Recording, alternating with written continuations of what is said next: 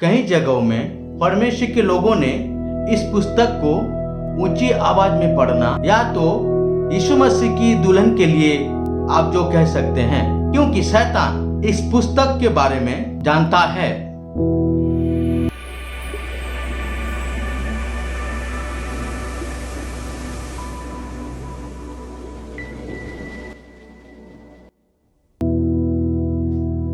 Shalom, praise the Lord, God bless you।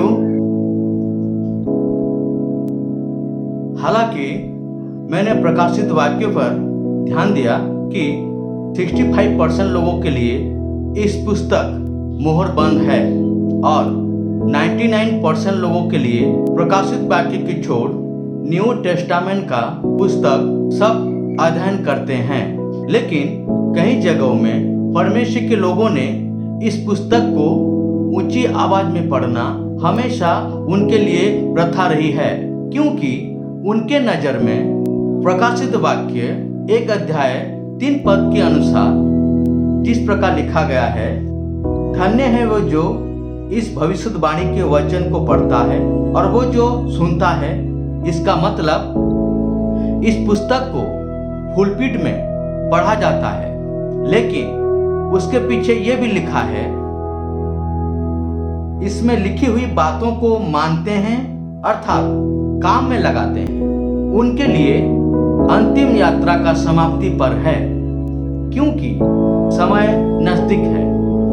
ये तो था इस पुस्तक के लोगों के ऊपर किस प्रकार प्रभाव डालता है।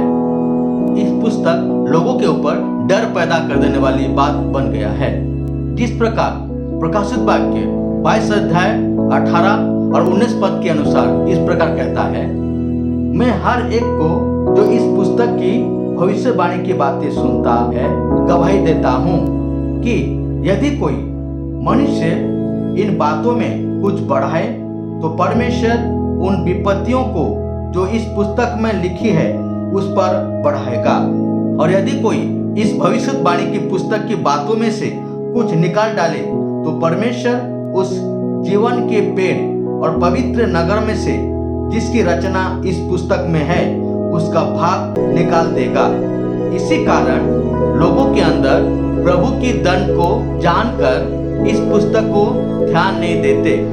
वास्तव में इस पुस्तक स्पेशल लोगों के लिए रखा गया है, या तो यीशु मसीह की दुल्हन के लिए आप जो कह सकते हैं, क्योंकि इस प्रकाशित वाक्य संपूर्ण बाइबल में यदि एक पुस्तक है वो यीशु और उन 7 कलीसिया कालों में जो करने जा रहा है, यीशु के व्यक्तिगत तौर पर अपने को पेश करते हैं। इसीलिए एक सच्चे विश्वासियों को आत्मा के द्वारा मिले प्रकाशन के महत्व को कभी नजरअंदाज नहीं किया जा सकता है, क्योंकि चेलों ने भी इस अभिलिखित सच्चाइयों को नहीं जानते थे, क्योंकि शैतान इस पुस्तक के बारे में जानता है। इस पुस्तक को लोगों के लिए अलग प्रचार की रचना करता है, मगर सच्चे मसीह के लोगों के लिए शैतान का काम असफल है। लेकिन शैतान इस वचन के विश्वास को नष्ट करने के लिए वो सब कुछ करेगा जो वो कर सकता है, परंतु जब सच्चे कलीसिया शैतान का कार्य को, उसकी बातों को अविश्वास करती है और आत्मा के वचन संबंधी प्रकाशन पर विश्वास करती है, इसके द्वारा अधोलोक का फाटक उस पर प्रबल नहीं हो सकता। इस पूर्ण समय नजदीक होने पर प्रकट किया जाता है, जब यूहन्ना पतमुस टापू में एक गहरी घाटी, जंगल, जहरीला जीव जंतु के बीच यीशु मसीह के कारण सजा के लिए उसी पतमुस टापू में रखा गया था, तब परमेश्वर ने यूहन्ना को यीशु मसीह के प्रकट विषय यूहन्ना के पास एक दूत भेजा जाता है।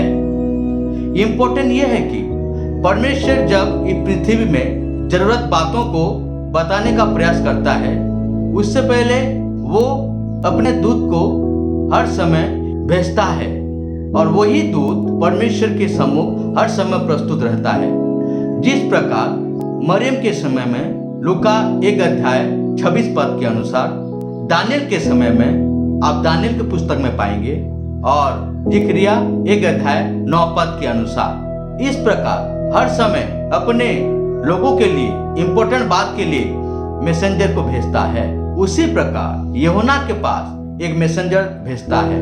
कई विद्वानों ने कहते हैं कि ये पुस्तक यूहन्ना का पुस्तक है, मगर ये पुस्तक यूहन्ना का पुस्तक नहीं है। ये परमेश्वर के द्वारा जो आगे को घटने को है, हर जाति, हर गोत्र, हर भाषा, हर वंश के लोगों के लिए इस पुस्तक में, जो कि भविष्य में आने वाली घटना और कलीसिया कालों के लिए ये पुस्तक प्रभु यीशु मसीह का है।